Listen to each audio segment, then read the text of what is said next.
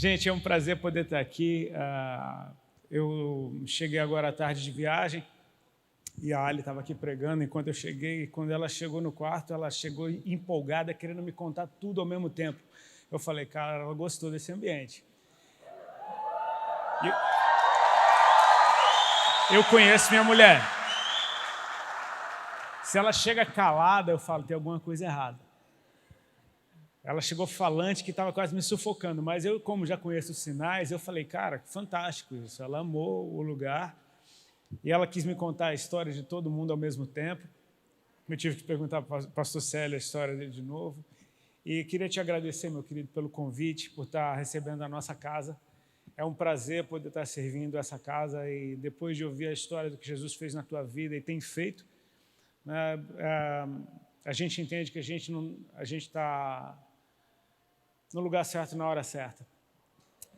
E a minha oração é para que vocês que estão aqui hoje abram o coração de vocês.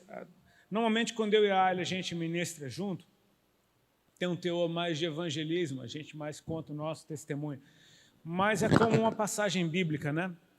Tem tanta coisa que você pode extrair de um mesmo evento que Jesus nos proporcionou viver, que nessa noite a gente queria... O meu desejo é para que a gente possa, no mínimo, inspirar e encorajar vocês a continuar. Amém? Que continuar vale a pena. Enquanto o louvor estava ministrando, eu imaginava aquela cena quando os discípulos do caminho de Emaús, eles voltam para a comunhão e eles têm uma experiência fantástica a respeito da ressurreição de Cristo para contar para a comunhão. Eles falam... Cara, vocês não sabem o que acabou de acontecer. A gente estava indo embora e ele apareceu. E aí o outro tem uma outra história para falar. Ele já apareceu para Pedro também. Aí o outro já tem uma outra história para falar. Pois é, as mulheres já viram ele também. Até que quando a gente está compartilhando aquilo que Jesus fez na nossa vida, ele mesmo aparece no meio. Então a gente vai ter uma experiência coletiva, totalmente nossa, a partir do momento que cada um traz a sua porção para compartilhar. A nossa história com Cristo começou há 21 anos atrás. Esse é um ano de maioridade na nossa vida, né, amor? Agora a gente já pode até dirigir, votar, né? Mas isso era com 18. Não, mas a lei, eu que falo. 21 anos emancipa. 21 tem mais moral. 18 anos não sabe nada ainda não, mas 21 já está ligado. Eu nem sei mais esse negócio de lei, é verdade? Ainda tem isso? Não? Tem, amor. E 21 é o quê? 21 é quando você emancipa dos pais, os pais não têm mais responsabilidade sobre você. Não quero não, então tá bom. 21 pelo menos é bonito. Tem 21 anos que a nossa história começou e como eu estou falando hoje, eu e a Ali, a gente está falando hoje, nessa noite, para ministros, pastores, gente que cuida de gente. Eu senti muito forte dentro do meu espírito o desejo de simplesmente agradecer vocês. Agradecer gente que cuidou da gente. A gente não chegou aqui só. A gente foi muito bem acompanhado desde o dia 1. E não foi por uma pessoa só. Foram pessoas que passaram na nossa vida e deixaram marcas. E é tão bom quando a gente pode falar de boas marcas que ficam de pessoas, né? Quando a gente fala que alguém deixou uma marca, normalmente é uma cicatriz, uma pancada, um hematoma. Então, eu sinto de agradecer a vocês, gente que não conseguiu conter para si só aquilo que recebeu da parte do Senhor. Gente que simplesmente deixou essa água fluir, jorrar, e deixou Deus fazer a sua vontade. Quando a gente deixa Deus fazer a vontade dele na nossa vida, a gente percebe que quando o Evangelho chega em nós, ele já é a partir do próximo, automaticamente a partir dali. Né? E ver Jesus fazer de novo é algo que nos deixa muito honrados de ter sido chamado para participar de uma obra tremenda como essa. Essa é só a minha introdução. Alice, se quiser falar alguma coisa aqui nessa noite. Essa introdução, amor. Essa introdução foi linda. Foi? Foi. Obrigado. Mas, como a gente ministrando como casal, fica muito claro as nossas diferenças. Né? Eu tenho um jeito, o Rodolfo tem outro, mas a gente tem os mesmos princípios. Às vezes tem pessoas que acham que um casamento tem que ser de 2 pessoas iguais. E é um tédio se fosse sempre 2 pessoas iguais. Por isso que você tem que entender que você não tem que transformar o outro, não tem que mudar o outro, porque esse é um trabalho do Espírito Santo. Ninguém tem o poder de convencer ninguém. Então, lembra que eu falei hoje à tarde, quem estava aqui hoje à tarde? Falei que meu sonho era mandar. Talvez se eu mandasse, a gente não estava casado. Ou talvez eu mandasse, a gente não tinha dinheiro na conta, eu tinha gastado tudo. Ou talvez você mande e não saiba.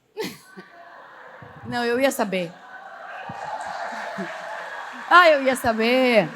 Eu ia saber. É bonito para vocês, lá em casa não é assim.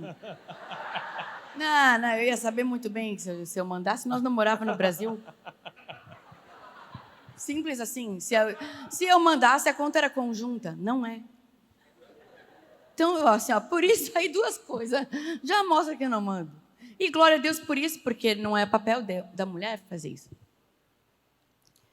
Ontem eu falei para mulheres aqui e eu disse que, às vezes o papel da mulher é respeitar o marido e o homem amar a sua esposa. E muitos relacionamentos que eu vejo têm sido destruídos porque não é que falta amor, falta respeito. E principalmente respeito das partes das mulheres, de saber honrar o que o outro tem de melhor. Quem estava aqui sabe, eu falei que o Rodolfo, eu disse, amor, que eu sou um buffet de salada, um buffet, e você é um prato de entrada principal. Eu tenho uma introdução. Isso, tem uma introdução, exatamente. O Rodolfo tem introdução, é prato de entrada, prato principal e sobremesa. O meu é um buffet louco, que você come um pouquinho de cada coisa, nada combina com nada. Come feijão com lasanha, põe um pouco de quiabo, Mas o que acontece? Mata a fome, Mas talvez você não lembra o que é que foi o melhor. E às vezes, quem que está certo, quem está errado? Nenhum dos dois tem a beleza em você comer num buffet, tem a beleza de você comer num prato harmonizado. E assim somos nós.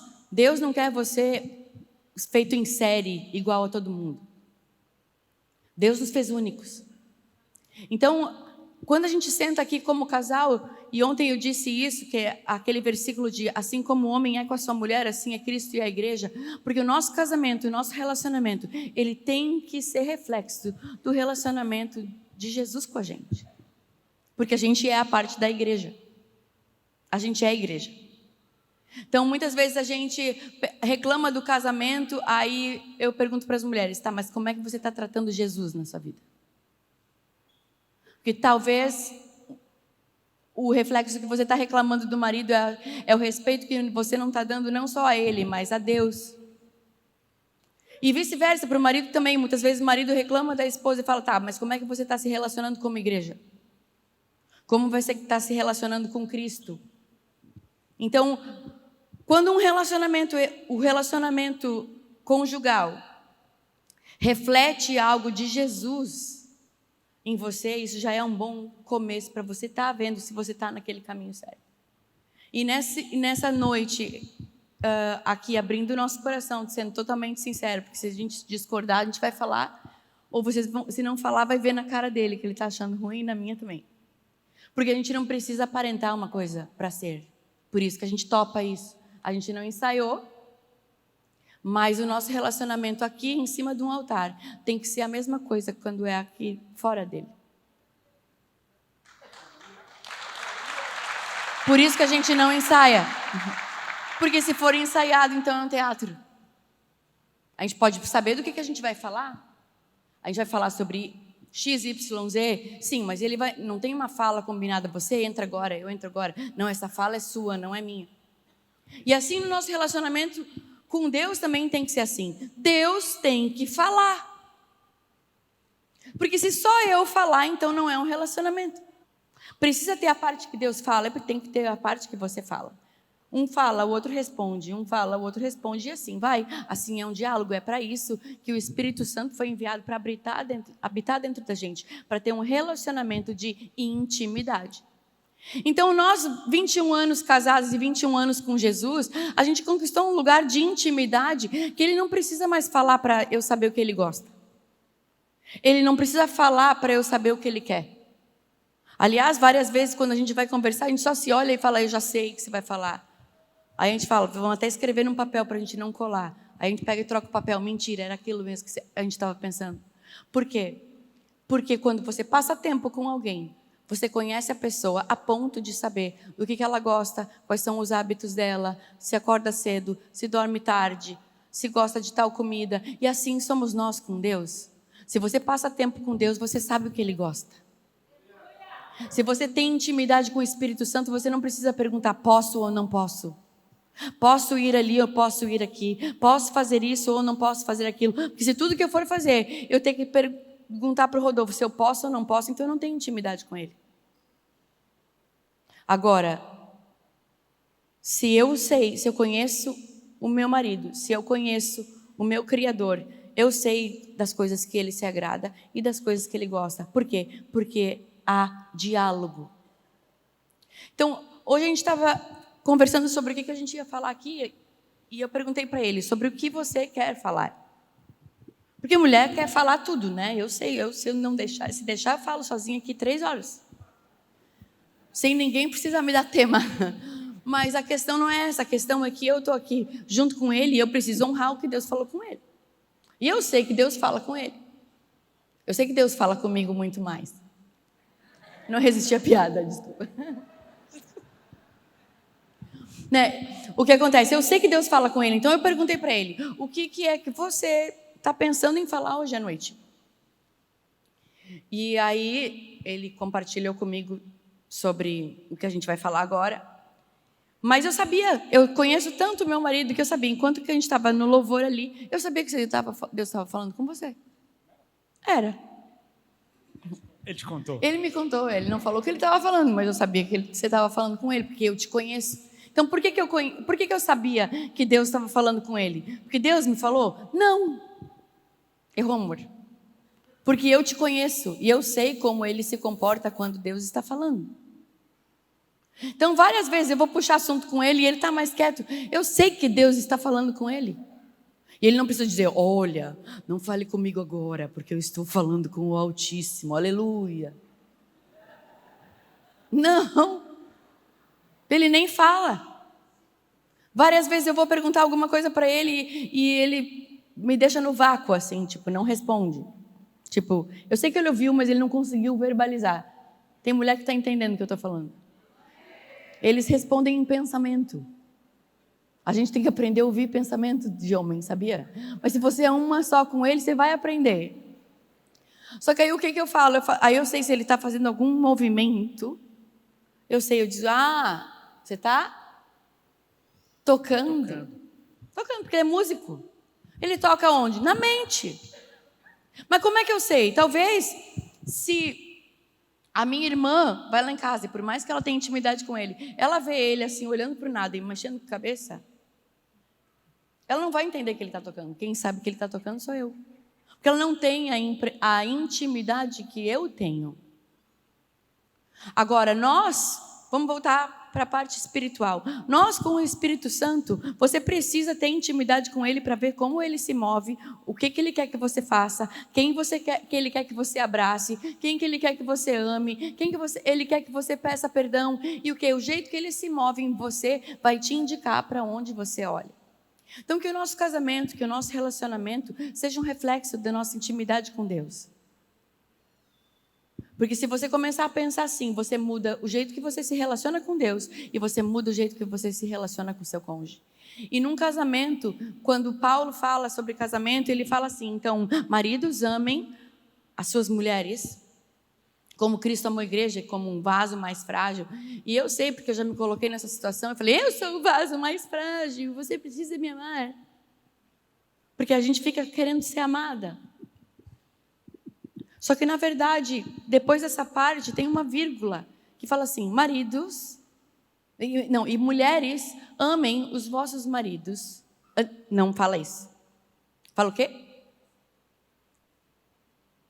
Respeitem.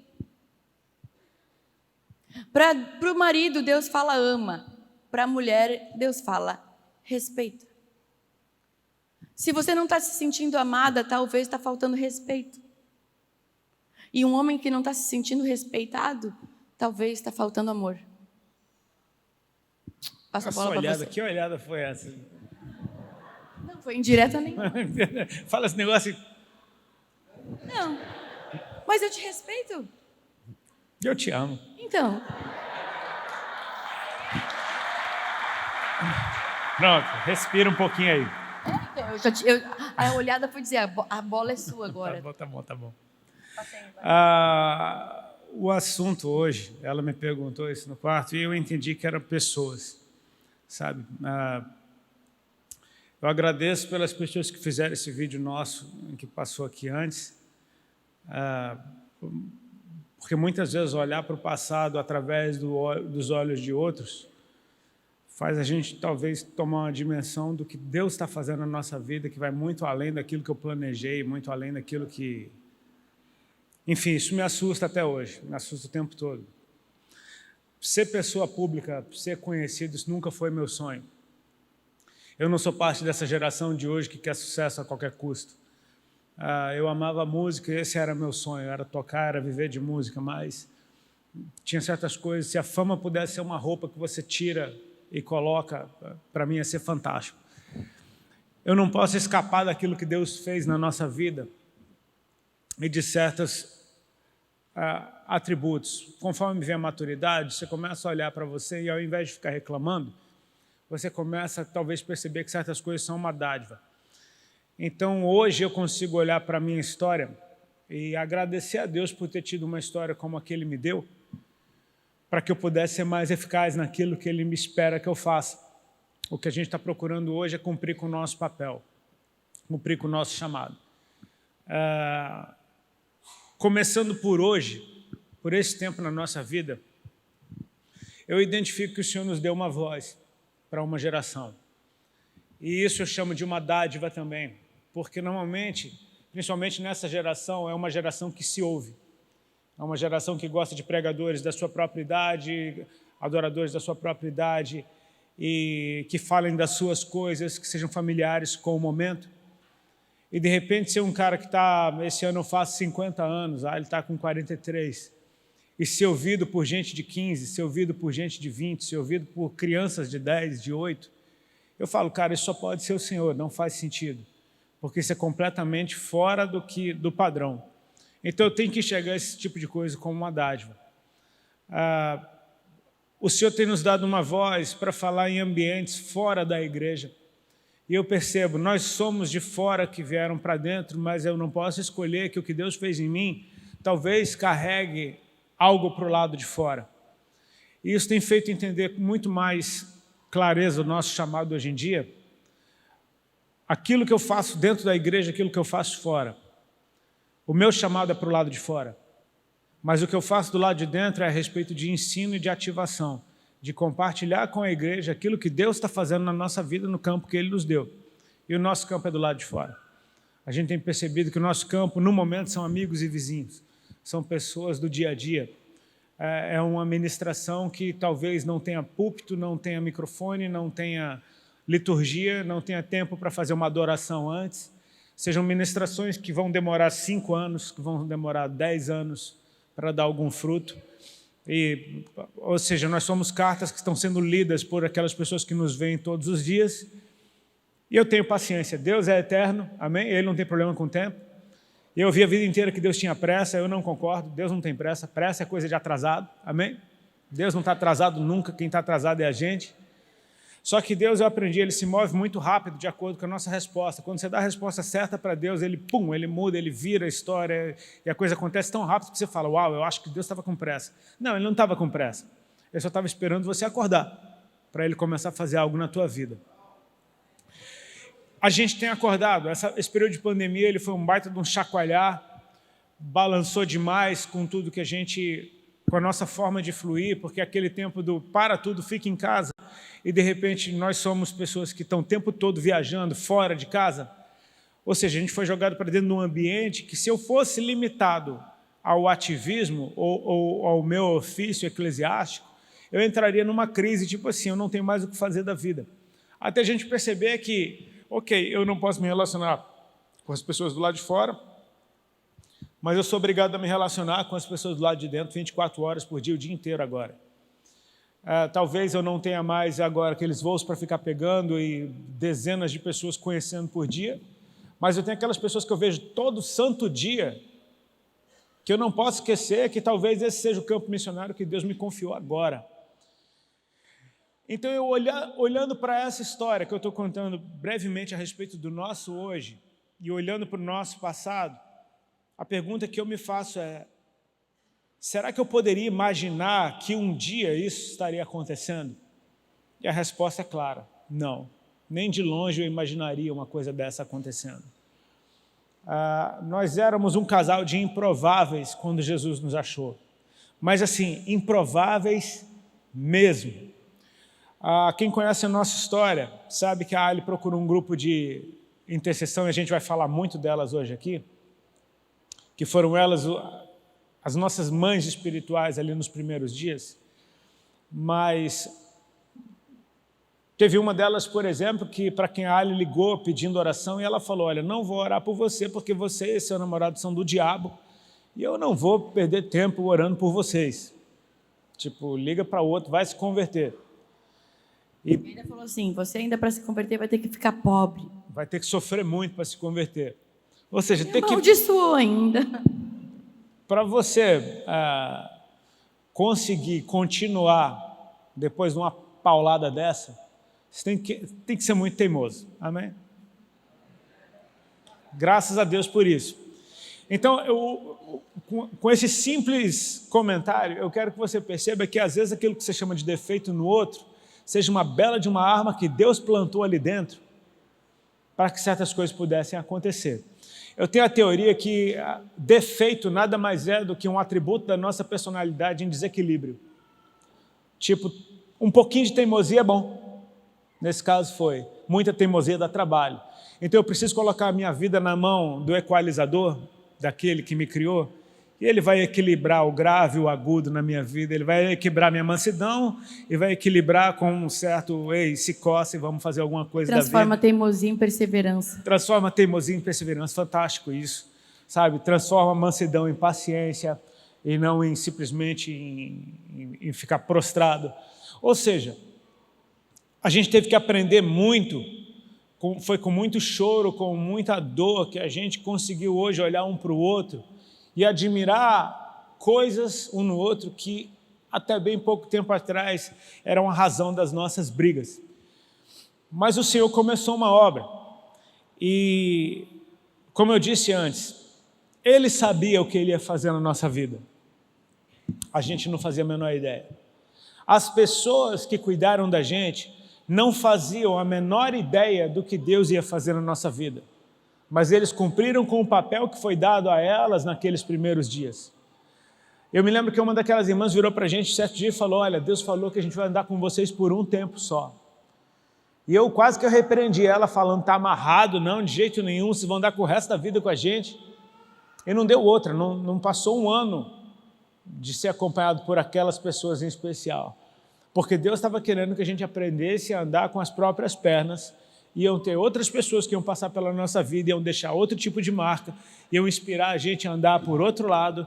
Enfim, sabe quando Saulo, o apóstolo Paulo, com a segunda vez que ele aparece na Bíblia, né? A primeira é no apedrejamento de Estevão, mas quando ele está indo até Damasco, com cartas para prender os cristãos, e então ele tem o seu encontro com Jesus, que eu imagino que foi arrebatador. E o próprio Jesus aparece para um discípulo chamado Ananias e dá um recado para Ananias: eu quero que você entre na rua chamada direita, procure na casa de Judas, por um homem chamado Saulo, apelidado de Tarso. Ele está orando, e nessa oração ele viu você, um homem chamado Ananias, que entrava e orava por ele, ele recuperava a visão. E nessa hora Ananias começa a falar do que ele acha que Saulo é. Ele fala: Senhor, eu quero que você perceba que o que Ananias fala de Saulo para Deus tem a ver com o presente para trás. Tenho ouvido de muitos os males que esse homem tem feito aos teus santos de Jerusalém. Ou seja, ele tem feito isso, esse é o passado dele. E ele veio para cá com esse intuito, ou seja, esse é o presente dele. E aí vem Jesus e fala para Ananias, vai porque esse é para mim um vaso escolhido. Agora ele fala de futuro. Ele vai levar o meu nome perante os gentios e os seus reis. E eu vou lhe mostrar o quanto ele deve sofrer por amor do meu nome. Ou seja, o Senhor vê o futuro, a gente não. A gente vê passado e presente no máximo. O Senhor vê a partir do presente, ele está apontando lá para frente. Então assim, eu gostaria de te encorajar a ouvir a nossa história hoje, entendendo, cara, talvez Deus esteja colocando gente na tua mão que você não faz a menor ideia de quem essas pessoas serão, da voz que elas terão em Deus, do papel que elas vão ocupar, talvez na geração dos seus filhos, dos seus netos, mas são pessoas que podem deixar uma marca tão profunda quanto a que você está deixando na vida delas hoje. Eu contei para o pastor Célio, há 3 dias atrás eu recebi uma mensagem de um dos pastores que nos acompanhou nos nossos primeiros dias, o pastor Nivaldo. Um homem assim, um homem de Deus, e a forma dele fluir como igreja era, aos olhos de muitos, era religiosa. Aos olhos de muitos era tipo muito estreito, muito rígido. Eu acho que a raiz dele é a Congregação Cristã do Brasil, então a igreja dele era homem de um lado, mulher do outro, as mulheres com véu, e eu sentava lá de cabelo verde do lado dos homens, a Ali com cabelo vermelho do lado das mulheres, ele não tinha a menor cara de crente. Só que a gente ia na igreja dele por causa da presença de Deus que a gente experimentava ali. E eu me lembro que na primeira noite que eu fui lá, ele olhou para mim e ele parecia o Dunga, sabe? Lembra do Dunga da seleção brasileira? Aquela cara de zagueiro, assim, aquela cara de volante brabo, assim, sabe? Ele tinha uma carinha assim, séria. Ele olhou para mim, olhou para ele e falou, a obra na vida de vocês, quem vai fazer é o Espírito Santo. Vocês são muito bem-vindos para vir aqui. E, cara, receber uma mensagem dessa, de um homem com a cara fechada, um homem de terno, uma figura pela qual eu me senti talvez desprezado muitas vezes, até oprimido de alguma forma, e receber esse seja bem-vindo, ele está me falando de alguém que ele conhece, do Espírito Santo. Ele falou, o Espírito Santo vai fazer a obra na vida de vocês. O que ele disse é, tem um futuro bom para vocês e está na mão do Espírito Santo, não está na minha. Ou seja, o que ele falou, vocês são bem-vindos. Ou seja, a marca que me compete deixar na tua vida, eu vou deixar ela agora. Vocês vão ser amados aqui, nesse tempo que vocês estão aqui. Porque daqui para frente, vocês vão andar por lugares que eu não faço a menor ideia. Mas eu espero cumprir com o meu papel. Eu estou só conjecturando aquilo que foi dito em tão poucas frases, mas em muito amor. Cara, a gente foi amado, velho. Eu vou te falar, a gente foi muito amado por Deus. Desde o dia 1, desde o dia que eu tive o meu primeiro encontro com Jesus, na sala de casa, através daquela reunião de oração que aquelas irmãs sentiram de fazer a convite da Alexandra. E aqui eu já quero abrir um parênteses. Eu estou falando, tá, amor? Tá? Você está chorando? Não chora. Tô? Não tô. Não tô. Não, porque a história não fica velha. Não fica. Não, então, beleza, tá? Se você quiser entrar aí, você fala a qualquer hora que eu paro.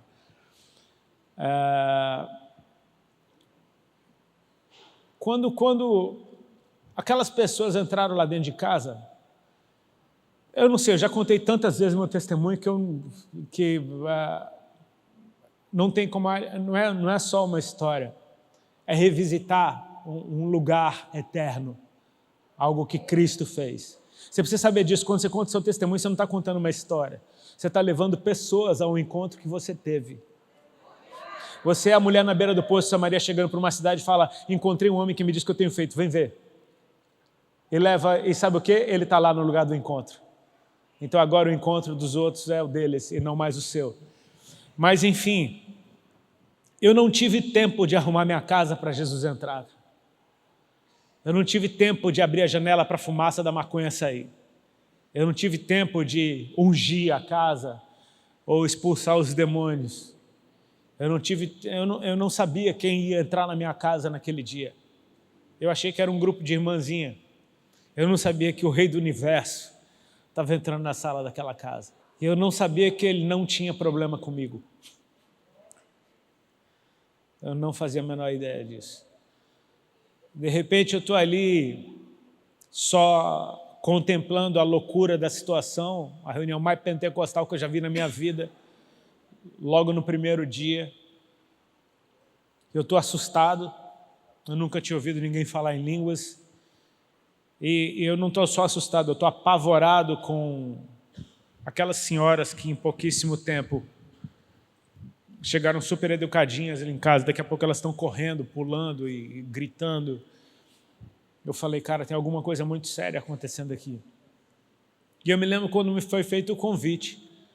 O pastor gosta de evangelismo, o evangelismo da irmã foi fantástico. Ela já estava toda descabelada na hora que ela veio na minha direção, de tanto correr e gritar e guerrear naquela sala. Ela meteu o dedo na minha cara e falou, o irmão já aceitou Jesus? Sabe, do jeito que funciona. E eu falei, já? Claro que não. Eu estava com medo. Mas a gente precisa saber que se você obedecer o que Deus está fazendo, vai funcionar. Amém? Já imaginou? Há um tempo atrás eu ministrei numa conferência de um amigo meu, lá em São Paulo, e eu chamei a atenção nesse ponto, de que, tipo, se eu tivesse aceitado Jesus nesse ano, numa igreja legal, de gente maneira, com baita de um louvor tocando, de gente que olhasse para mim e falasse, olha, o cara do Raimundos que entrou aqui, cara. Será que alguém teria coragem de meter o dedo na minha cara e falar, e aí, tu já aceitou Jesus? Ou tipo assim, e aí, você vai sair dessa banda quando? Sabe, tipo assim, ninguém faria isso. Então, glória a Deus, porque foi desse jeito. Um monte de senhora que não sabia nem o que era a música que eu tocava, falou, Deus mandou enfiar o dedo na sua cara e perguntar se já aceitou Jesus. Eu disse que já. Porque, na verdade, para elas, ele era o namorado da irmã que elas estavam cuidando. Era o namorado da irmã, não era o cara do Raimundos, Rodolfo, nem tinha nome. Eu sei que eu entreguei minha vida para Jesus desse jeito, com medo da irmã e querendo que aquilo acabasse. Eu queria que aquilo acabasse.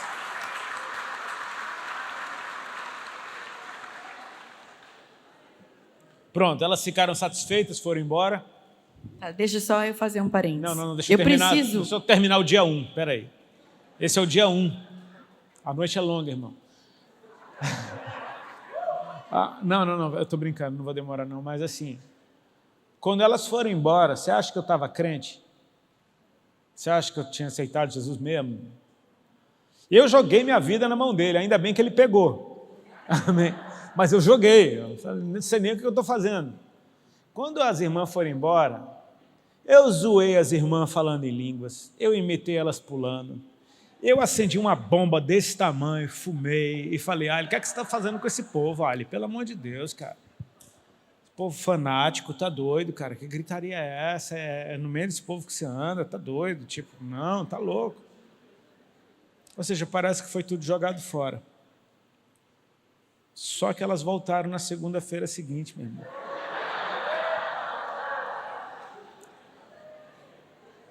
E sabe o quê? A segunda-feira seguinte eu nem quis fugir. Eu fiquei.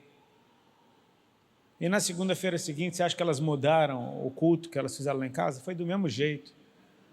Cantando uns 4, 5 hinos da harpa, lendo a palavra, sapateando pela casa inteira. Até que uma delas parou na minha frente, com a mão na minha cabeça de novo, falei, tudo igual. E ela começou a orar por mim. Baixou a mão até a minha barriga, ficou orando com a mão na minha barriga, até que ela parou e disse assim, irmão Rodolfo, o Senhor Jesus está mandando eu te dizer que nessa tarde Ele está te curando de um câncer no estômago, para você saber que Ele é Deus, que Ele te ama e que Ele tem uma obra na tua vida. Naquela época, eu estava doente, eu não sabia do quê. Eu estava perdendo muito peso, eu estava com cara de doente. Tinham começado a me aparecer uns caroços debaixo do braço e na região da virilha. Eu e ela, a gente chegou a contar uns 9, 10 em cada braço, mais uns 5 na região da virilha. Eu já estava uns 9 meses com esse monte de caroço espalhado pelo corpo. Eu sou filho de pai e mãe médicos, eu sabia que eu estava com alguma coisa séria, mas eu tinha medo de fazer um exame e descobrir o que eu tinha. E de repente vem aquela mulher e me entrega essa bomba. E foi interessante, irmãos, porque assim, ela não repreendeu a enfermidade, ela não ministrou cura, ela só me deu um recado. Ela falou: Jesus está aqui mandando eu te dizer que Ele está te curando hoje, para você saber que Ele é Deus, que Ele te ama e que Ele tem uma obra na tua vida. E eu guardo essas palavras porque isso mexeu comigo, e Deus sabe o que faz, amém? Ele disse: eu estou fazendo isso tudo que ninguém pode fazer por você, só para você saber, porque agora que você sabe, agora te vira. Tipo assim, dorme com esse barulho. E sabe o que? Esse dia minha vida mudou, porque eu não consegui mais esquecer do Senhor.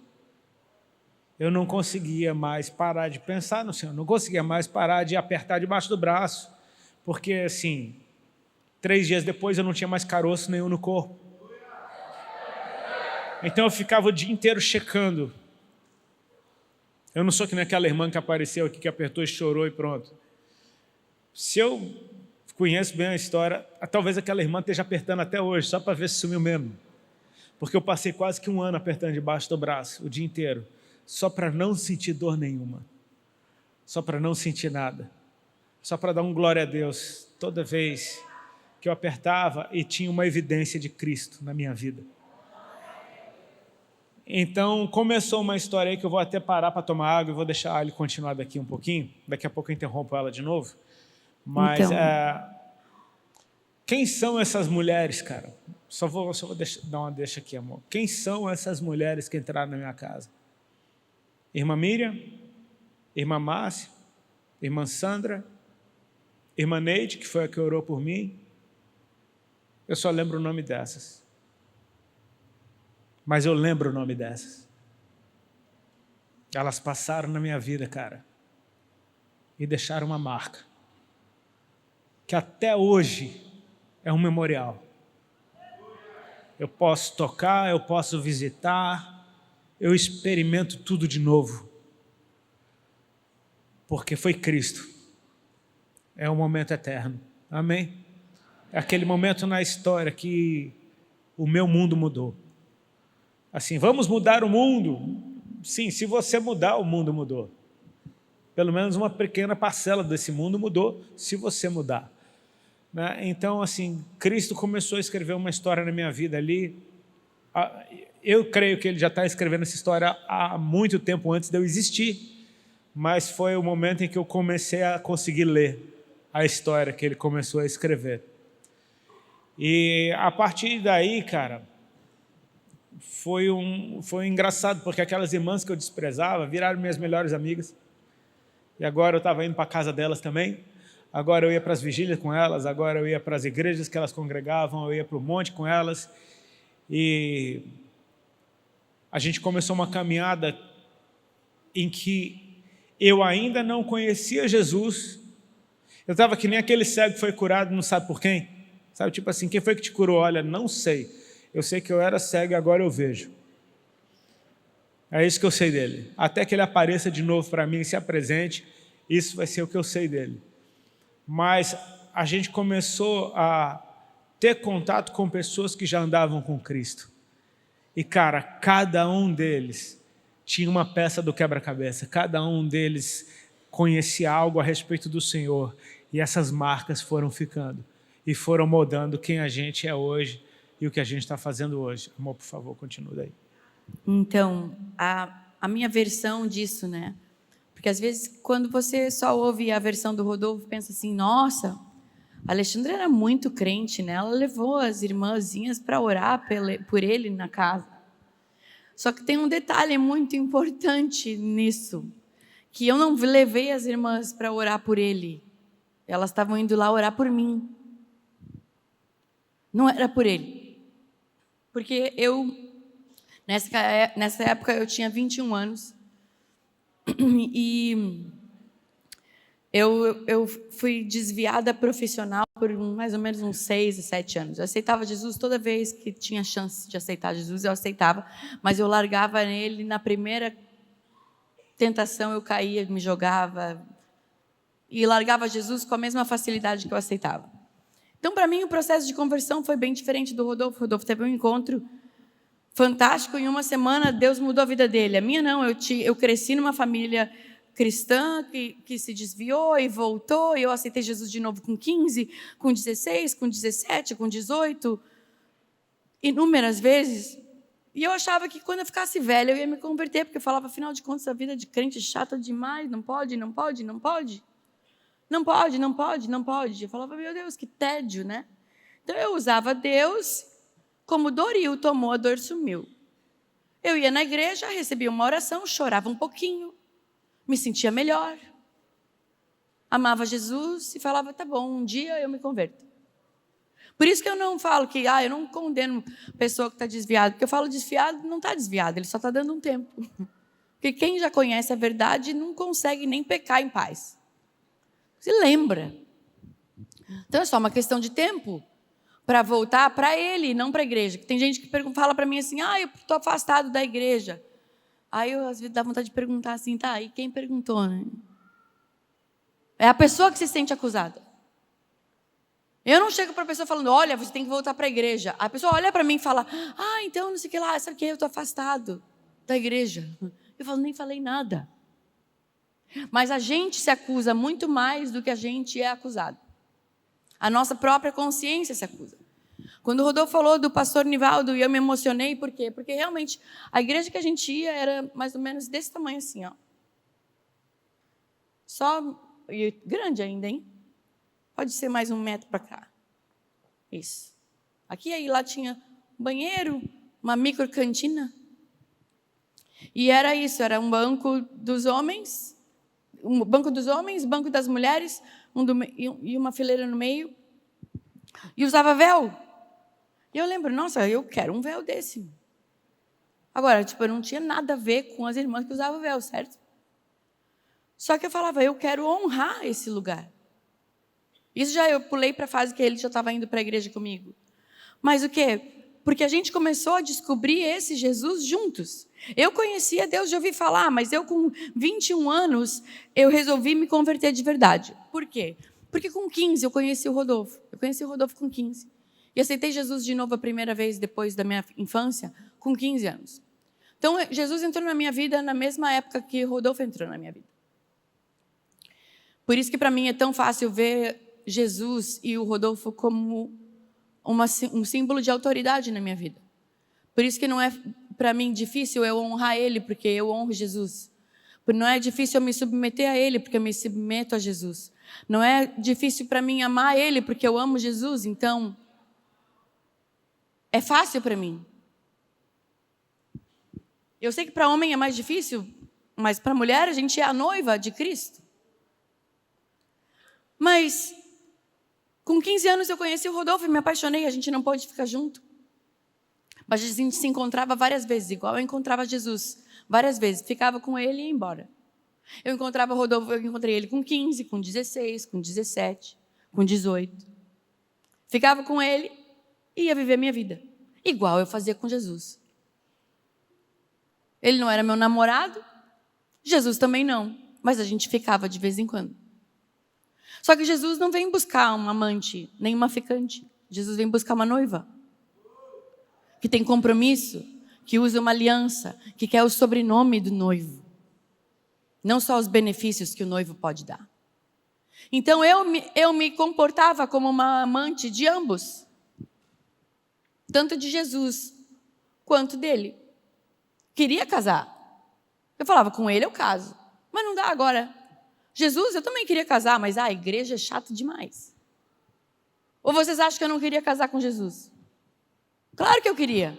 Mas aí não pode usar brinco, não pode usar isso, não pode. Eu falava, olha, usar saia consigo, usar camisetinha de manga consigo também, agora sem brinco é osso. Eu pensava isso. Porque eu achava que não tinha nada a ver. E eu não estou condenando usos e costumes, é que eu não tinha esse entendimento. Eu não conseguia me ver fazendo isso. Mas aí o que acontece? Vamos passar para o ano 2000, quando eu estava com 21 anos. Eu e o Rodolfo, a gente se reencontra em maio do ano 2000. Eu tinha ido morar fora, morei na Inglaterra um tempo, e quando eu voltei para o Brasil, o Rodolfo estava estourado no Raimundos. Mulher de Fase estava em primeiro lugar em todas as coisas, e ele estava mega, super, hiper famoso. E eu falava, bom, agora mesmo que não vai dar, né? Porque ele está diferente, eu também, a gente está vivendo outra vida. E eu falava assim, tipo, não, eu não vou fazer o que eu fazia, encontrar ele de vez em quando, depois a minha vida fica uma droga, porque aí eu queria ficar com ele e não podia. A gente queria ficar junto, mas a gente tinha vidas diferentes. Eu queria casar com ele, mas não conseguia, porque eu morava na Inglaterra.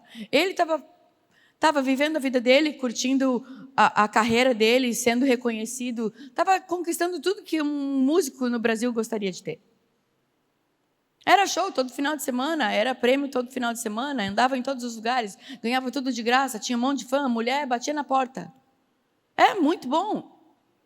E eu estava em outra vida, só que eu falei, eu não vou encontrar com ele de novo para me decepcionar. É a mesma coisa, tinha vezes que eu não ia na igreja porque eu falava assim, eu não vou lá de novo, chorar de novo, dar oferta de novo, aceitar Jesus de novo e largar de novo. Só que com 21 anos, Deus tinha um outro plano para mim. Eu reencontrei ele, encontrei o Rodolfo primeiro. E eu lembro que no começo estava tudo bem. A gente falou, vamos viver o sonho da nossa vida. Vamos viver o sonho. Tipo, a gente sempre quis ficar junto, demorou 7 anos. 6? Demorou 6 anos para a gente estar junto. Eu fui morar com ele em São Paulo e estava tudo bem. Tudo bem, só que não. Que estava tudo errado. Ele estava com esses caroços. Eu estava uns 8 quilos mais magra do que eu estou hoje. Usava droga todo dia. Ele também. A gente usava drogas diferentes, então quando a gente se juntou foi uma beleza, que eu fumei uma maconha, ele tomou mais êxtase, foi ótimo. Meu fígado horrível, tinha vitiligo na testa. Minha mão vivia descascada.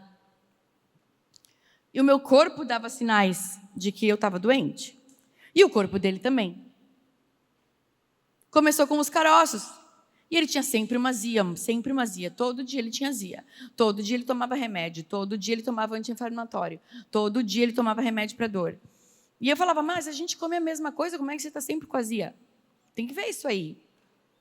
Ele falava, disfarçava e nunca falava. Mas o que aconteceu? Até então estava tudo bem. Estava tudo bem numas. Só que aí começou a dar tudo mal, porque a gente começou a brigar.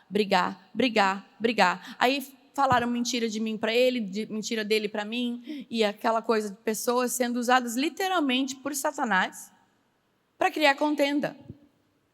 E quando teve uma dessas mentiras, dessas calúnias e tipo uma mentira grotesca mesmo, a meu respeito para ele, eu falei, não, só conheço uma pessoa que pode me justificar. Eu só conheço uma pessoa que é o Doril dos Doril. Eu só conheço uma pessoa que pode me livrar dessa situação. Jesus. Porque contra a injustiça, contra a calúnia, contra a mentira, contra a ansiedade, contra o desprezo, contra a rejeição, não é uma pessoa carnal que vai resolver teus problemas. É Ele. Só Ele. Eu falava, já sei o que eu vou fazer. Eu vou me converter. Mas dessa vez eu vou me converter de verdade. Eu falei, eu preciso me converter. Peguei uma Bíblia, que era uma Bíblia igual essa, só que era aquela nossa, que eu tinha ganhado em fevereiro. Isso era mais ou menos outubro. Eu peguei uma Bíblia que eu nunca mexia, só no Salmo 91, Salmo 23, os salmos de chorar, de culpa. E deixa o Salmo aberto em 91 para ver se os demônios não chegam muito perto. Mas a Bíblia aberta não resolve, tem que ser a Bíblia dentro de você, certo? Também uma Bíblia sublinhada não expulsa demônio, porque a autoridade está em quem usa a palavra dele. A palavra dele tem poder, mas você precisa usar a vida conforme isso. E eu falei, quer saber, eu vou fazer 21 dias de jejum, e vai tudo funcionar. Porque eu já sabia como é que funcionava. Só que eu falava, eu preciso me converter de verdade, agora vai. Aí peguei a minha Bíblia que eu tinha ganhado, com muito desprezo. Tinha uma dedicatória na frente, que era e tinha uma palavra assim: Pai, não te peço que tire do mundo, mas livre-a do mal. E tinha o telefone dessa pastora. Eu falei, já sei, eu vou ligar para essa pastora. Falou, então, oi, pastora Gladys, tudo bem? Alexandra, então sabe o que é? Eu preciso me converter. eu estou precisando aceitar Jesus de novo, pela milésima vez.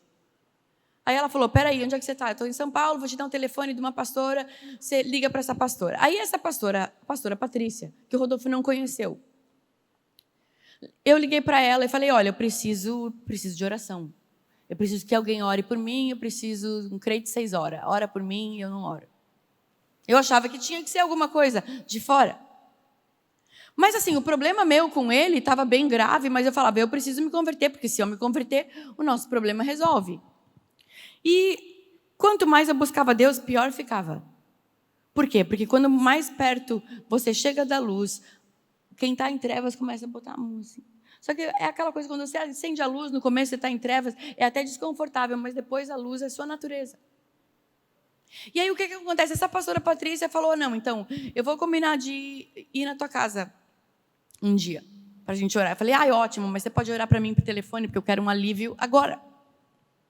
E ela falou, posso. Ela olhou para mim, foi ótimo, foi maravilhoso. Chorei, aceitei Jesus de novo, telefone. Dia seguinte, pastora Patrícia, preciso de oração. Preciso de oração. Todo dia eu ligava para ela, ora por mim. Até um dia que ela falou assim, Alexandra, você está muito folgada. Você precisa ir numa igreja. Eu falei, tá bom, me fala onde tem uma igreja que eu vou.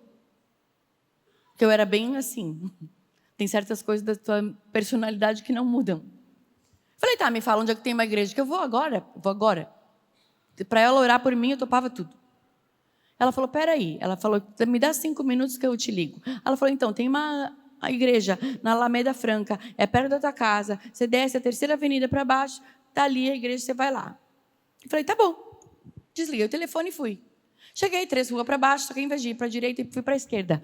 Passei, tipo assim, uns 30 quarteirões. Eu falava, não vou desistir. Eu falava, Satanás, tu quer fazer eu perder a igreja, agora eu vou. Teimosia funcionando na época. Eu lembro que eu passei pelo Seixo Noie, por um monte de paróquia, um monte de coisa, até que eu peguei meu telefone celular, que era daqueles que se abria assim e tinha uma anteninha. Quem é desse tempo? Vocês são tudo novinho. Abri, eu puxei o celular e falei, olha, pastora Patrícia, não tem nenhuma igreja aqui. Passei por tudo, que lugar não tem igreja nenhuma. Ela falou, onde é que você está? Eu estou entre essa rua e essa rua. Ela falou, não, minha filha, é para o outro lado. Aí eu voltei tudo a pé, bufando de ódio, que errei o lugar onde era a igreja. Chego na igreja, ninguém na igreja. 3 horas da tarde, não tinha ninguém, né? Ninguém na igreja. Aí eu lembro de entrar na igreja e falei, tem alguém aí? A gente morava nos Jardins, bairro nobre de São Paulo. Era uma igreja hype, legal, bonita igreja. Aí eu chego lá, não tem ninguém, mas eu vejo que no fundo tem uma luz acesa. Aí eu falei, bom, é lá mesmo que eu vou. Eu entrei, fui direto lá. Chego, quem estava lá na igreja? O pastor? Não, a secretária. Aí eu cheguei, eu lembro como se fosse hoje. Eu cheguei, tentei a secretária e falei, olha, o negócio é o seguinte, eu preciso me converter, eu preciso começar a vir na igreja, eu sou desviada, e eu preciso muito de Jesus, mas eu preciso assim que você não desista de mim, porque você vai me ligar, eu vou dizer que eu não estou, você vai me chamar para ir na célula, eu não vou, no culto eu vou dizer que venho, não venho. Então eu realmente preciso que você me dê um pouco de crédito por estar sendo verdadeira agora. Porque eu quero me converter e eu não consigo. Faz anos que eu tento me converter e não consigo. Mas Deus falou comigo que eu preciso. E ela falou, olha, tem culto hoje à noite. Eu disse, tá, então, amém, eu vou no culto. Eu venho no culto hoje. Aí ela falou, então a gente se vê no culto hoje. Eu falei, não, agora tu ora por mim. Eu vim até aqui, estou contando toda essa história, para você fazer uma oração. E aí ela orou por mim e me deu um CD. Ela me deu um CD. E eu lembro que eu cheguei em casa e botei o CD. E aí o que acontece é que o CD não rodava, nunca dava certo o CD. Eu tinha que orar no sonzinho para o CD tocar. Aí pegava o CD do Chili Peppers, do Rodolfo, tocava, que era uma beleza. Botava o da igreja, não tocava. Aí era assim, o cachorro latia para a parede, rosnava para a parede. Eu sentia a presença maligna dentro de casa o tempo todo. O copo estourava, a TV ligava sozinha. E começou o show de horror do Poltergeist. Eu falei, Jesus precisa fazer alguma coisa na minha vida. E nisso o Rodolfo viajava todo final de semana para fazer show. E aí o que a pastora Patrícia... Eu falei, pastora Patrícia, o negócio é o seguinte, é a 3ª vez que estoura copo, do nada. Eu já estou com medo de dormir. Já botei defumador, já acendi incenso, não funciona. Precisa alguém vir orar na minha casa. Ela falou, tá bom, segunda-feira a gente vai. Foi a pastora Patrícia e mais 2 irmãzinhas, que o Rodolfo também não conheceu. Aí a pastora Patrícia foi lá, orou por mim, e ela ficou muito mal. Ela ficou muito mal, ela não conseguia dirigir, porque era tanto peso. Ela falou, essa casa está tão carregada, que nós vamos ter que fazer uma campanha, que um dia de oração não dá. Eu falei, tá bom, o dia que vocês quiserem. Aí ela falou, mas eu vou ter que chamar mais gente, porque não vai dar certo. Na segunda-feira, ela foi, me apresentou as outras irmãs. Rodolfo não estava em casa. Rodolfo ia surfar, ia para o fliperama. Ele falava, os crentes vão vir aqui, pode deixar que eu vou sair, leva a carteira junto, que tu não vai dar R$1 para crente nenhum. E ele fazia isso. E eu não tinha real nenhum também, não dava nada, elas iam por amor. Aí o que aconteceu? Nessa outra reunião, ela falou, então, Alexandre, eu trouxe essas irmãs, aquela que botou o dedo na cara dele e falou, o irmão já aceitou Jesus. Eu falei, meu Deus. E ele falou, já. Eu falei, irmã, ele não aceitou, não. Ele nem sabe o que ele está falando. Mas o que aconteceu? Na segunda-feira, ela foi lá, levou as outras irmãs e falou, então, essa irmã fulana, a partir de agora, ó, toma que o filho é teu, tchau. Nunca mais vi a pastora Patrícia, nem as outras 2 irmãs que foram lá.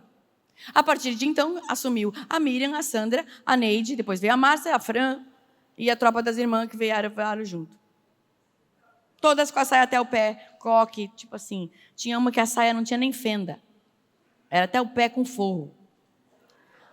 Aí, na terceira segunda-feira, elas iam lá, campanha. Tu sabe que não pode quebrar campanha. As irmãs chegam, tocam o interfone, o Rodolfo esqueceu que as irmãs iam lá em casa. Eu lembro da roupa que ele estava, pastor. Ele estava com uma regata do Bart dos Simpsons. Eu lembro, rasgada assim, péssima. Uma bermuda de surf descalço, cabelo verde, maconhado, que o olho dele estava assim. Aí ele falou, pô, as irmãs chegaram, e agora? Eu falei, e agora fica aí, né? Dá para fazer o quê? Eu disse, agora fica aí, ninguém vai te morder. E eu lembro que eu pensei assim, pronto, caiu a casa. Falei, mas como eu não estou buscando para ele, eu estou buscando para mim. E o que importa é Deus. Eu falei, olha, Senhor, se for para ele terminar comigo, que seja hoje. Porque eu sabia o que ia acontecer. Porque não era aquele culto assim, então vamos cantar um louvor legal. Era não, abre no inário do cantor cristão e no da harpa, no gogó. No gogó desafinado. Para o meu marido músico. E hino da harpa é longo, ele vai para a estrofe, volta para o refrão, e vai para o refrão, e volta, e não acaba. E aí, o que acontece? Elas chegam, aí o Rodolfo, aí, beleza. As irmãs, a paz do Senhor. Eu era o namorado da irmã, não era o Rodolfo do Raimundos. Não era um plano para salvar o cara do Raimundos. Era eu que estava precisando, porque eu não aguentava mais. Eu queria me converter. Então, o que aconteceu? Aconteceu que foi uns 4, 5 hinos. E ele parecia um abajur. Nem mexia. E eu falava, eu não vou olhar para ele, porque se eu olhar, ele vai rir. Eu não posso rir. Eu sabia que ele queria rir. E não tinha como não rir. Eu queria rir. Imagina ele. Calma, não deixe continuar coisa nenhuma. Espera aí, estou chegando no final. O que aconteceu? Eu só pensava assim, eu lembro da gente cantando o hino da harpa, lendo, né? Porque não tem como decorar, os hinos são longos. Lendo o hino da harpa, e eu pensava assim, Jesus, depois eu explico. Porque as irmãs falaram assim, vamos louvar um hino. Ele olhou para mim e falou, louvar um hino? O que tu pensou quando era louvar um hino? Cantar um hino, sei lá, um hino. Na escola, igual na escola a gente cantava o hino da bandeira. Um hino, né? Ele achou isso, ele achou que era cantar um hino. Um hino é um hino. E eu falava, tá de boa, fica aí, só fica aí. Aí depois disso, termina o hino, arrasta a mesa. Aí ele assim, para que arrastar a mesa? Aí eu falei, só arrasta a mesa. Que aí foi aquela coisa, Deus de glória, Deus de poder, blá, blá, plá. Uma para o quarto, uma para a cozinha, uma para lá. E falando em línguas. E quando eu olho para o Rodolfo, ele está fechando as cortinas para os vizinhos não ver. Fechando as cortinas para os vizinhos não ver. E eu falava, tudo bem. Depois eu explico. Nós estamos fazendo a campanha. Tu que está de intrometido aqui. E eu lembro dela lá no quarto. Eu falei, meu Deus, ela vai pegar a lata de maconha dele. E ela já sabia que ele fumava maconha, porque Deus mostrou. Então ela pegava a lata, que ele guardava tudo dentro de uma lata. E ela falava, liberta ele dessa lata. Orava na minha lata. Deixa eu contar aqui agora. Senta aí, amor. Senta aí. Conversa demais, é muito detalhe. Eu estou querendo falar das pessoas que deixaram marca na nossa vida, meu amor. Eu não terminei. Não é claro que você não terminou, você não vai terminar nunca. Quero que as pessoas... Eu vou terminar. Não vai terminar. Eu vou terminar. Deixa eu terminar. Olha ali a hora ali. Tá, eu vou terminar bem 30 segundos. Não, o que acontece? Eu não estava preocupada. Com o que ia acontecer depois. Não era um culto evangelístico.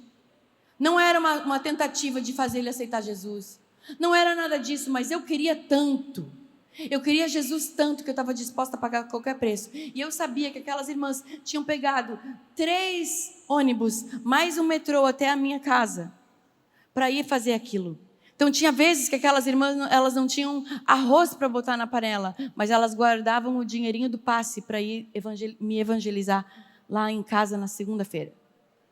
Então, era totalmente um contexto super fora do comum. Então, às vezes a gente acha que a gente tem que ter todo um ambiente, mas não, quando tem amor, são pessoas que amam. Aquelas pessoas que mal me conheciam, me amavam. Pessoas que você conhece e te dão um amor instantâneo, nisso vão saber que são meus discípulos, quando amar uns aos outros. Eu tenho certeza que aquela vez, quando elas foram lá a primeira vez, elas falaram, nós vamos amar essa menina e nós vamos fazer uma campanha com ela. E o marido dela, que era então namorado, que moravam em pecado, até então não estava na equação, mas Deus sempre tinha falado para mim, ele é um homem de Deus. Deus vai levantar ele vai tocar em estádio para Jesus. E eu pensava assim, tá bom, um dia ele vai se converter. Mas se eu demorei 7 anos para me converter, vocês acham realmente que eu achava que o Rodolfo ia aceitar Jesus na primeira reunião e ser curado na segunda, e 1 mês ele já estava querendo batizar, casar e noivar? Não. Mas foi por causa do amor. Porque aquelas irmãs simples, humildes, depois a gente conheceu a casa delas e ele viu onde elas moravam. Ele viu o que elas comiam e elas nunca nos pediram R$1. Nunca. Nem foto.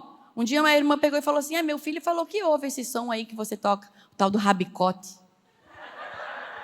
Hardcore, irmã, hardcore. Posso? Oh, meu Deus do céu, aleluia. Paz do Senhor, igreja, amém?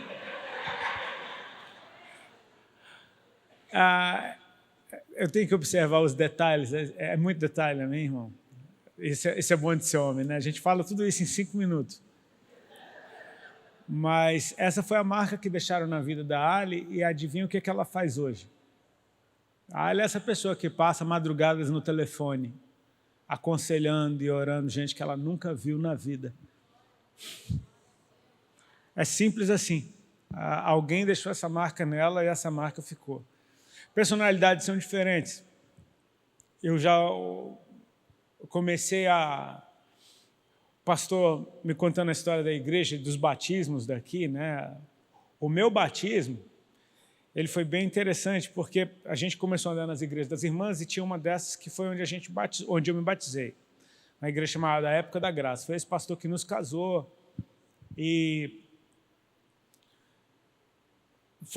na nossa vida foi tudo muito emergencial, tipo assim, pastor, preciso batizar. Ele falou, então vem para casa almoçar no domingo antes do culto, eu te batizo e depois a gente já vai para o culto. E aí a gente estava marcado. Na noite do sábado para o domingo, eu tive um sonho à noite, e nesse sonho eu estava numa igreja assim, que era tipo uma galeria com um púlpito lá embaixo, e antes do culto começar, manifestava o demônio numa pessoa. E eu sentia que eu tinha que ir lá orar por essa pessoa. E eu ia lá, orava, e nada do demônio saía, até que vi uns obreiros em cima. E aí eu saía dali, aí manifestava em outra. Eu corria para o outro lado da igreja, orava e não acontecia nada, vinha os obreiros e orava pela pessoa. Isso ficou acontecendo e eu fui ficando frustrado, porque a minha oração não funcionava. Acordei no meio desse sonho. E eu me lembro de ter olhado para o rádio relógio que tinha do lado da cama, 3h43 da manhã, ouvindo o barulho da cidade de São Paulo. E eu falei, cara, eu vou ficar olhando para as horas, porque eu não quero voltar para esse sonho de jeito nenhum. Eu falei, se eu dormir, eu volto para dentro desse sonho, esse sonho não está bom. Eu vou ficar aqui acordado um pouquinho. Fiquei prestando atenção em tudo quanto era som. E prestei atenção no som da Ali dormindo, né? Aquela respiração mais forte. E eu que falo detalhes. Deixa. Agora é campeonato. Aí, eu ouvindo ela respirando e prestando atenção naquilo porque eu não queria dormir de novo, de repente eu ouvi assim, vai te lascar. Falei, mano, eu ouvi isso, cara. Vai te lascar. Eu fiquei pensando, cara, e ouvindo aquele som daquela respiração, aí daqui a pouco, você tem inveja do povo da igreja, né? Eu falei, mano, isso eu ouvi, cara. Eu me arrepiei inteiro. Eu falei, cara, que é isso? Eu duro, olhando para o rádio relógio. Cara, de repente minha cama começou a tremer, como se fosse um massageador, assim. E aquela voz gritou comigo, e você ainda fala de milagre na frente do povo? Tipo, me deu uma bronca. Cara, dei um pulo naquela cama. Levantei, comecei a repreender a Ali dormindo, e eu falei, mano, no outro dia era o meu batismo. Eu não fazia ideia do quão poderoso no Espírito era isso. O dia que eu ia descer as águas, o dia que eu ia nascer de novo. Teve o bispo Wesley que passou na nossa vida, dessa igreja que era do lado de casa. Um dia a gente passou lá depois do almoço para dar um abraço nele. Ele falou, você já recebeu o Espírito Santo? Eu falei, não. Ele falou, vou te dar uma receita. E ele era muito maluco, pastor cabeludo, e ele era médico e da mesma cidade que eu. Meus pais médicos, ele médico, eu tinha uma afinidade, eu gostava dele, de ouvir ele. Cara, ele teve, olha o que Deus mandou ele fazer. Ele pegou um bloco de receituário e ele me deu uma receita de como receber o Espírito Santo. Ele escreveu, leia um salmo, aí ele botou uma passagem do Novo Testamento que eu não lembro qual, ele falou, você vai ler isso daqui, aí ele falou, você vai orar. Aí ele escreveu do lado, o que é orar? Ele falou, fala com Deus. Aí depois de orar você vai adorar. Aí ele escreveu do lado, o que é adorar? Aí olha a definição dele de adoração, foi fantástica, ele falou, diga para o pai que o filho é lindo. Ele anotou. Cara, eu guardei aquilo como um tesouro, velho. Botei na minha carteira, no outro dia eu ia viajar, que eu tinha show com Raimundos. Cheguei no hotel, cara, tranquei a porta, arranquei o telefone da tomada, li o Salmo, li a passagem do Novo Testamento, comecei a conversar com Deus e fiquei dizendo, Senhor, Jesus é lindo, Ele é lindo. Oh, Jesus é tão lindo, Senhor. Fiquei dizendo que Jesus era lindo. E deitado na cama, eu fiquei lá. De repente, algo como uma eletricidade tomou conta do meu corpo e ele girava, tipo, era como se fosse da cabeça aos pés, ia até os pés e voltava, aí voltava, aí voltava. Isso durou alguns minutos. Meu batismo no Espírito Santo foi num hotel, fazendo turnê com Raimundos, seguindo a receita que o médico me deu.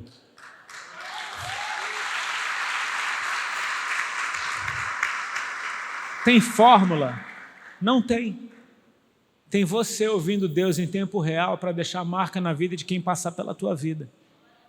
E você não sabe o que é que vai ser dali para frente.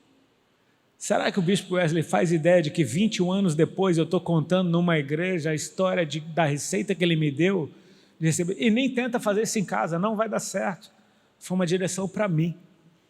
Para aquele dia, para aquela hora. É o cuspe na lama que curou um cego. Não tenta sair escarrando na cara dos outros, não vai, você vai apanhar. Mas teve um dia que Jesus fez isso e funcionou. Sabe o que? É Jesus em tempo real, cara. É você estar atento, ligado ao que Ele quer falar com você. Por quê? Porque tem gente passando pela tua vida. Você não sabe o que eles vão ser, você não sabe aonde eles vão chegar, mas se eles continuarem, essa marca vai ser mais um degrau no qual eles vão caminhando. Sabe, hoje a gente tem a atenção de olhar para toda e qualquer situação. Muitas vezes a gente entende que às vezes a gente vai para uma cidade distante, para um país distante pregar o evangelho. E a gente sabe que a missão é o caô, porque na verdade a missão é o casal que pegou a gente no aeroporto e ficou a gente levando a gente para um lado para o outro. A gente entende, cara, a missão nessa cidade são esses dois aqui. Talvez toda a conferência, tudo que tem acontecido, é simplesmente uma desculpa que Deus arrumou para a gente ter um encontro com uma vida que é nele que eu tenho que deixar uma marca. A gente não sabe o que vai ser o dia de amanhã. A gente é aquele semeador que tem um destino. A boa semente, ela não é para ser desperdiçada, ela é para ser lançada na boa terra, ponto. Mas acontecem coisas no caminho fora do seu controle. E cara, se a semente que você carrega é boa, se por acaso ela cair numa boa terra também, isso vai dar muito fruto. Amém?